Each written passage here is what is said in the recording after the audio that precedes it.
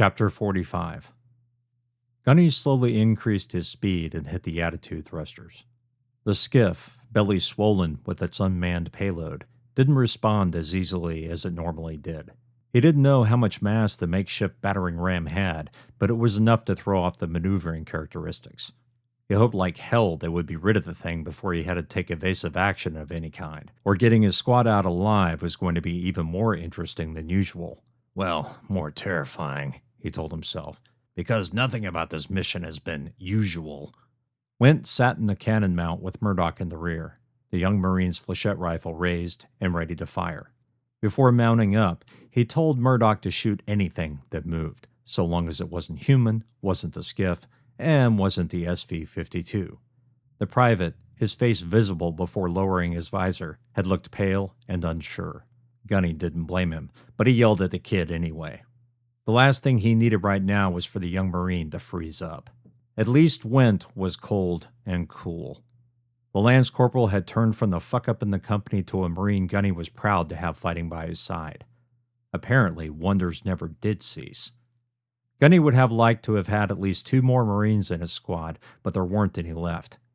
Kelly Moore's squad of 4 was still missing, Lyke and Nero were dead, and Copenhagen was riding shotgun with Talby. All that remained on the ship was Noble, Oakes, and the captain. If we fail, we're all fucked, Gunny said to himself. That was no lie. The captain was taking a hell of a risk. If the beacon pulsed at the wrong time, both Gunny's squad and Talby's SV-52 would be annihilated in an eruption of radiation. Well, at least it will be quick, Gunny thought with a grim smile. Less than 50 meters away, the SV-52 floated above them like a wraith. Gunny to Talby.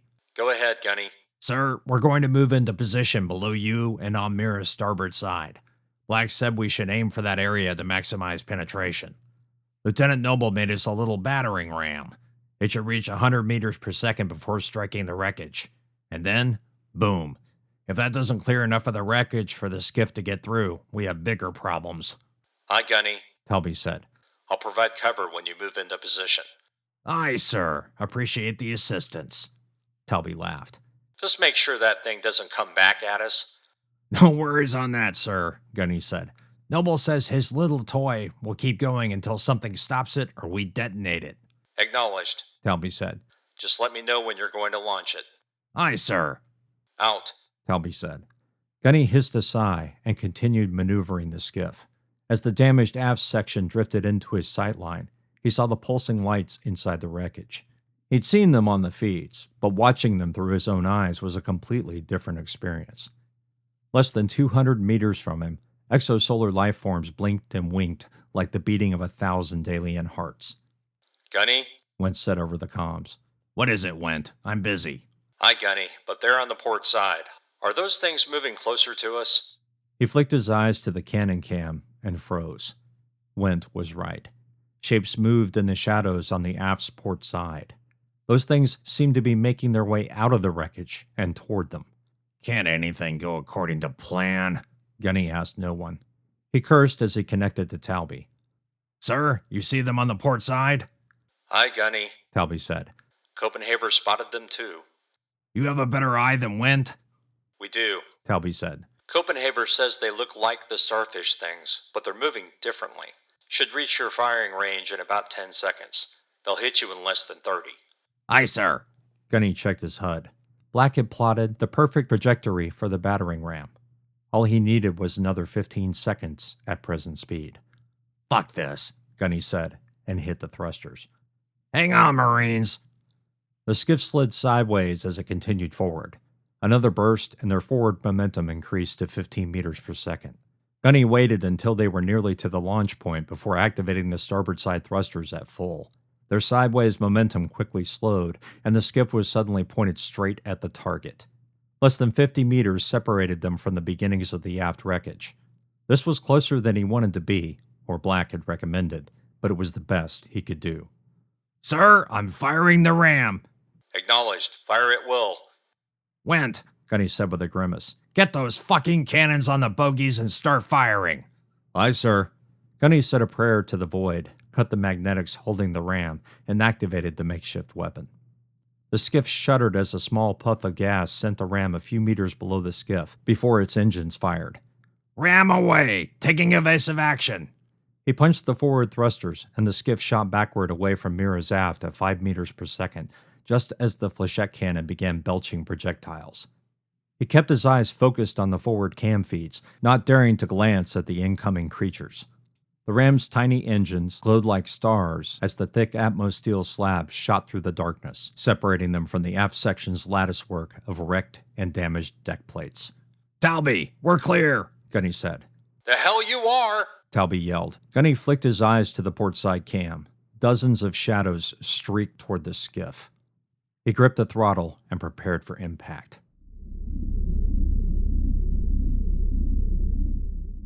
Chapter 46. While she watched and correlated data from both the skiff and the SV-52's cam feeds, Black also kept the data stream open with the flying slab of metal hurtling into Mira's fractured interior. The omnidirectional cams Noble had installed produced a fisheye lens view covering nearly 180 degrees of a sphere. What Black saw amazed her. The pulsing lights came into definition, and she finally realized what they were. If a sentient AI could feel excitement, Black would have been vibrating with adrenaline. The creatures, responsible for the pulsing light, lay in cocoons of black mesh and gray tendrils. The medium was hardly organic, at least not in any terrestrial terms, but certainly appeared to serve the same function as a spider's web or that of a silkworm. These nests, if that was the correct term, dangled from Atmos steel struts, beams, and plasteel mesh. The creatures had used Mira's remains as a scaffold for their alien works of art. The ram continued driving forward, its canted, beveled bows slamming through damaged and distressed panels, beams, tangled cables, and broken bulkheads. The nest of shadows disappeared the further the ram traveled inward. At the far end, a new light appeared, a kaleidoscope of colors revolving and swirling like a spiral galaxy, danced at the aft section foredecks. For an instant, the ram's floods illuminated the source of the colors. Black found herself staring at the beacon. The cylinder lay on its side, one end pointed toward the wrecked aft section. As the ram approached within 10 meters, the cylinder's light dimmed and went out. The ram flew past the beacon and crashed into the remaining bulkheads separating the engineering section from the engine and reactor compartments before the cam feed finally winked out of existence. Black replayed the footage at high speed several times, her formidable computing power focused on analyzing each frame and gathering information that could help the Marines retrieve the cylinder. As Black accomplished this task, she kept flicking through the SV-52 and skiff feeds, watching the battle outside Mira's aft. The exosolar lifeforms were not only larger than before, but were more aggressive, and their numbers were staggering, with dozens more moving from the midships to the aft. Something had alerted the creatures to the Marines' approach, or maybe it was the ram that had attracted the others. Regardless, the entire company was in danger. Black took control of the starboard side cannon. She couldn't wait to clear it with Dunn, not if she wanted her charges to survive.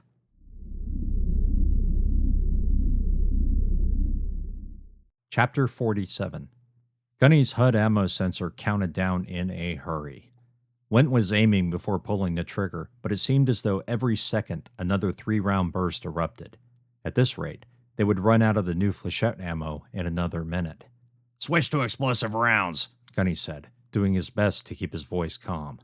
Went replied with a grunt. Murdoch occasionally yelped through the comms as he fired and missed again and again. "Take your damn time, Murdoch! Make them count!" "Aye," he said in a breathless voice. Gunny watched the battle through the skiff's portside cam feed. He had to get them pointed away from Mira and gain some distance, and he had to do it quick. A flick of his eyes showed more shadows streaming out of Mira's aft. "Prepare for evasive action," he growled into the mic. He didn't bother waiting for a response. A second later, the forward thrusters fired and shot compressed nitrogen from the tanks. The skiff flew backward from Mira at 7 meters per second, the distance increasing with every second. Starfish and pine cones appeared beyond the aft's shadows. Gunny gritted his teeth and rotated the skiff with a quick fire from the maneuvering thrusters. When it pointed back to S&R Black, he stopped the rotation and fired the rear thrusters. A look at the cam feeds showed dozens of creatures leaving the aft and even more approaching from the top of Mira's expansive hull. "We're fucked," he breathed into the comms. The ammo counter stood at 90. Yep, they were fucked.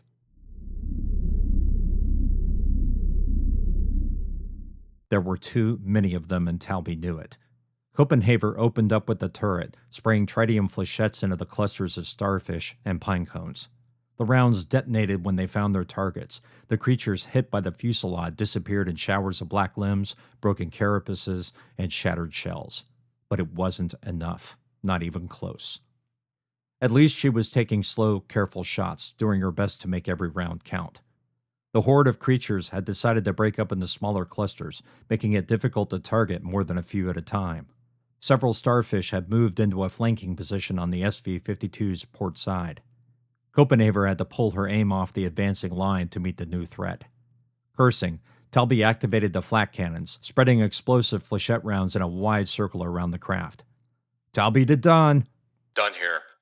Doing his best to keep his voice calm and level, Talby began to speak. "Sir, we can't keep this up. There are way too many of them, and we don't have enough ammo." A bright flash erupted from S&R Black's starboard side as a rocket engine engaged. A missile streaked away from the ship and headed to the top of Mira's hull, a mere 300 meters away. Talby had time to grin before the munition detonated. Rather than exploding into shards of debris or a bright flash of energy, a large cloud appeared above Mira's hull. Particles danced in the whitish mass as the shockwave dissipated. Talby blinked. What the fuck? "They're breaking off!" Copenhaver yelled. He flipped through the cam feeds. She was right. The starfish threatening their port side were turning back to face the giant derelict. The wall of creatures heading toward them, as well as those crowding around the skiff, had changed their trajectories. The mass of exosolar life forms all headed toward the cloud as if called to it. "Sir," Talby said, "what happened?" Black's voice broke through the comms. "Lieutenant, I fired one of the trio's new weapons. The cloud of CO2 has distracted them, but it won't last for long. I suggest you and Gunny retreat as quickly as possible." When Dunn spoke, he sounded pissed as hell. "Talby, Gunny, get back to the ship right now." "Aye, sir," Talby said. "Gunny?" "Aye, Lieutenant. We'll rendezvous with the ship momentarily." Talby watched the skiff change trajectory again and begin its journey back to S&R Black. He piloted the SV-52 in a cover pattern, making sure Gunny's skiff didn't get blindsided by a new threat. He needn't have bothered. The space around them was completely empty of exosolar life. "Sir?" Copenhaver asked. "Aye?" "What just happened?" Talby shook his head. "I don't know, Private. I only know we're going to make it back to the ship." "But what about the beacon?" "I don't know that either," he said. "Guess we'll figure that out after we land in the cargo bay. Speaking of, keep an eye on R6. I don't want anything sneaking up behind us." "Aye, sir." "And Private?" "Aye." "Good work," "Thank you, sir." she said, a smile in her voice. He wished he could smile. They had survived another scrape with the alien things, but were no closer to retrieving the damn beacon. Based on what they'd just seen, he didn't know how they could possibly succeed.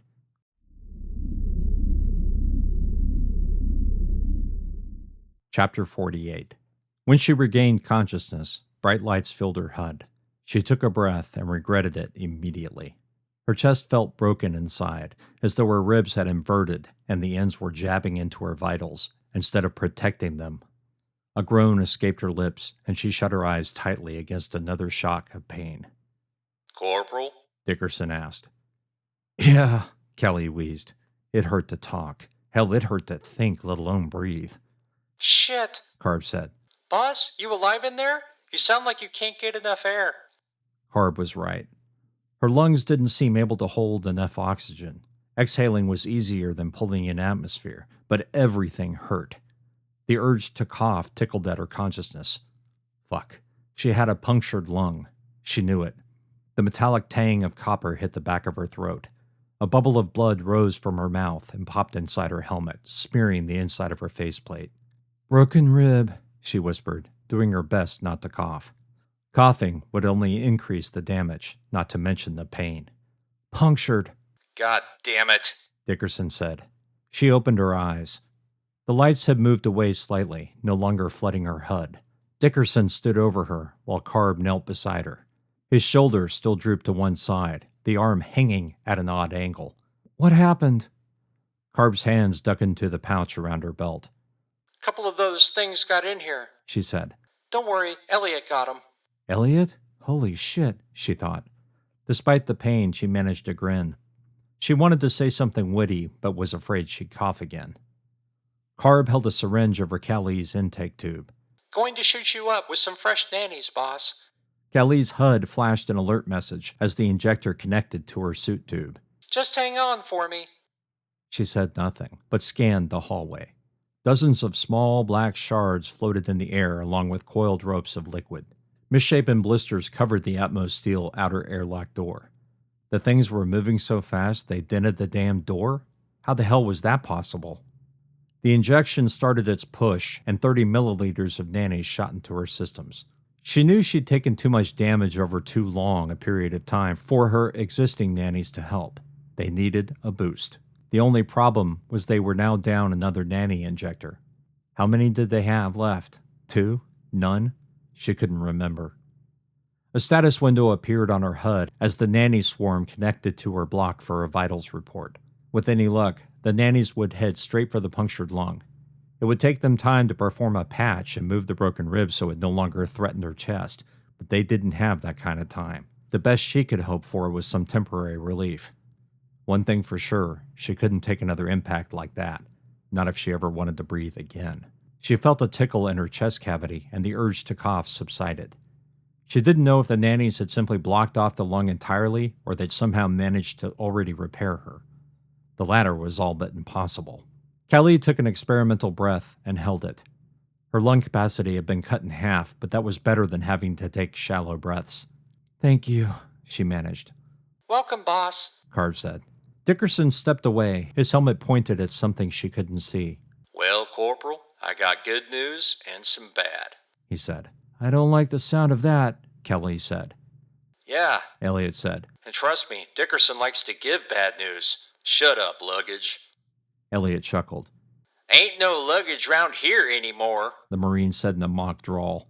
Just remember who saved your ass. Dickerson paused. Well, there is that. "Shut it, you two, and tell me what's going on," Kelly said. Right, sorry, Corporal, Elliot said. Her HUD lit up with his forward cam feed. The main deck and bulkhead column stood a mere 10 meters away. Beside it, 5 escape pods. "Holy shit," Kelly said. "Do they work?" That's the bad news, Dickerson said. We don't know. Kelly started to move her legs, but Carb leaned on her. Stay still, Corporal. Give those little fuckers some time to get you stable. She sighed in frustration. "Okay, fine. Did you try powering them up?" Yeah, Dickerson said. right after we got you in here and made sure you were still alive. She couldn't see him, but knew he was taking a breath because of his own pain. Looks like the power cells are drained. Going to have to cycle them up, and that's going to take a few minutes.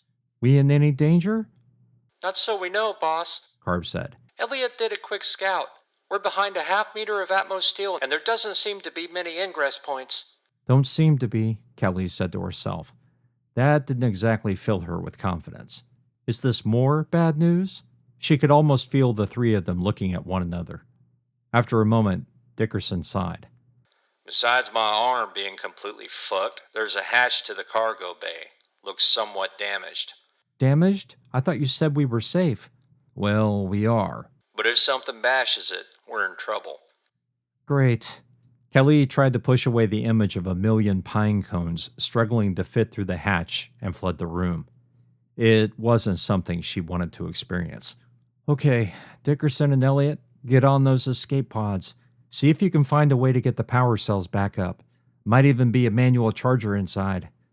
Copy, the two men said. And I'm standing right here to make sure you don't get up. Carp said. Kelly grinned. "Give me a couple of more minutes, and I'll try and move." Affirmative, boss. Carp squeezed her ankle. We're almost out of here. Almost. They'd almost been killed a dozen times since they'd entered this wreck. Kelly checked her recordings. Even while unconscious, the suit's cams recorded data to her blocks so she could review it later. SFMC had added that little perk half a century ago, reasoning that temporarily incapacitated Marines could get back in the fight without getting killed, if they knew just what the hell was going on. A window on her HUD filled with a video feed from when she lost consciousness. Dickerson pulled her through the airlock threshold, dozens of the creatures swirling around them like a tornado. Elliot's voice yelled for Dickerson to drop. He did, his body carefully curling around hers, wrapping her in his bulk. The moment they dropped, Elliot fired a stun round. The flechette detonated in the midst of the swirling creatures, blue arcs of electricity striking the black forms. They lit up like lightning rods, some of them disintegrating into particles while others blew apart. A few stragglers, moving much more slowly than before, flew together to create a much smaller tornado. Elliot fired again and destroyed the stragglers. Kelly stopped the playback and turned her head to scan the room. Several shapes of utter black floated above her, some of them gathered near one of the bulkheads on a cloud of alien dust. "Wow," Kelly said. "Anyone actually get a good idea of what those things looked like?" "Not really," Dickerson said. "Reminded me of something, but I can't remember what. Man, I must be losing it," he said. "Damn near all this stuff reminds me of the animals I saw in the aquarium." Kelly blinked. She remembered the words drawn in blood. "The tide is coming in." Was that lunatic merely being metaphorical, or did he actually mean it literally? She switched to Dickerson's cam feed and watched as he stepped inside one of the escape pods. As expected, the escape pods were Spartan, and the controls very rudimentary. Even 50 years ago, pods had been designed to weather EMP strikes as well as block communication failures. If both the pod and the escapee had block connections available, the pod could be controlled via block commands. If either were damaged, however, the manual controls allowed the occupant to control thrust, attitude, and even set an automatic course. By default, the AI was supposed to update the most desirable coordinates before jettisoning. SFMC ships were designed to update their escape pods computers every few minutes or so. That way, if something happened to the AI, the humans still had an educated guess of where best to escape. Somehow, she doubted the Mira AI had had the opportunity to do the same. Kelly grinned. Not that it mattered. The data would be just a tad out of date, considering the ship had been cartwheeling through space for more than 40 years. Dickerson left the pod and walked to the nearest bulkhead. He touched a colored rectangle, and the manual energy cell popped out. He breathed a sigh of relief through the comms. "Found the generator. Let's see if it works." The entire squad held their breaths as Dickerson charged it. A red status light appeared. He continued pushing the lever. The status light went yellow, and after a few more pumps, turned green. "Hell yes," Elliot said. Kelly switched to his cam. The Marine was staring into one of the escape pods, its lights flickering for a moment before staying steady. He stepped back and panned across the others. 3 powered on, 2 did not. "Fuck," Elliot yelled. "Calm down," Kelly said, but even she was on the verge of losing her cool. They needed 4 escape pods. Just 4 fucking escape pods. 1 for each squad member. But all they had was 3. Christ. Was it too much to ask for one goddamn piece of luck? "Well, what do you want to do, Corporal?" Dickerson asked. She tried to think. The pain in her chest had abated, but her skull still felt as though it were filled with clouds of buzzing gnats. "Let's try something easy first. Check the couplings on the 2 that didn't come back to life. After that, step in them and make sure they are really completely dead.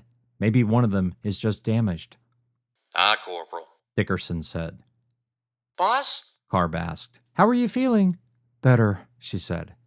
In truth, it was still difficult to breathe. She was more and more convinced the nannies had blocked her damaged lung, meaning she was trying to breathe with a single undamaged one. Undamaged. What a joke. Bottom line, she was going to be easily winded. If they had another firefight, it wouldn't take long before she found herself gasping for air. While she could up her suit's O2 levels, that meant she'd burn through her life support faster than normal. With damaged sensors, that wasn't exactly a good plan either. "I might even try and stand up in a minute," "A minute?" Carb said. She sounded pleased. "I'll give you another minute. 2 if you want 'em." "Gee, thanks," Kelly said. Carb had been serious. The Marine wasn't letting her corporal up until they were both sure she could handle it. When all this was over, Kelly would make damn sure to talk to Gunny and Talby. She still didn't know about Elliot, but Dickerson and Carb definitely earned back their NCO statuses, and then some. The ship shuddered. Everyone froze as if time had stopped.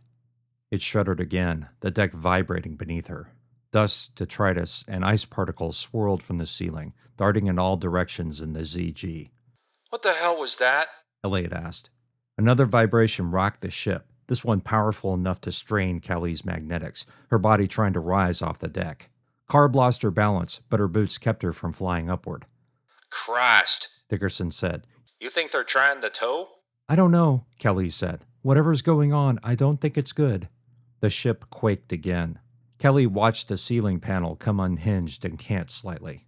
Mira wasn't going to survive a tow. She was sure of it. Too much damage, too many years of exposure to whatever had chewed through Atmos steel and left acid in its wake.